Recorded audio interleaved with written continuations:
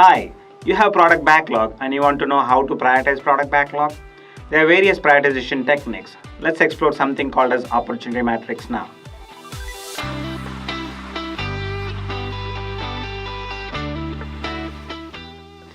When you talk to users, you capture two important factors.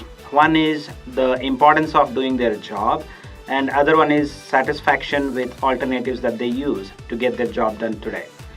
If the importance of doing the job is high and satisfaction with alternatives that one uses is low, then that's an opportunity for building features. For example, I always long for capturing good music.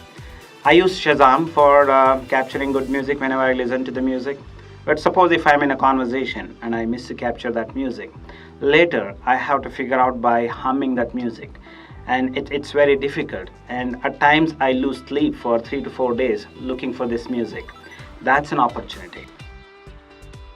If the importance of doing the job is high and also the users are happy with the alternatives that they use, then that is where you need to differentiate. For example, I use Shazam for capturing music that I have not heard before. So today I am happy with Shazam, but one thing that actually bothers me is whenever there is high noise environment, Shazam does not capture the music. I have to try multiple times before I get that. So that is where one can differentiate. If the importance is low and satisfaction is also low, so that is where you need to disrupt. For example, I don't like creating playlists, and I don't like the way I create playlists on my iPhone either.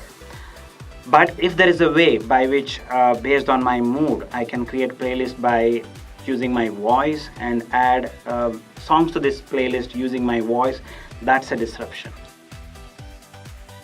If the importance is low and satisfaction is high, then that is something that you may want to discard. For example, it's not important for me to see all the songs in the same album, but I like the way Apple Music shows the complete album.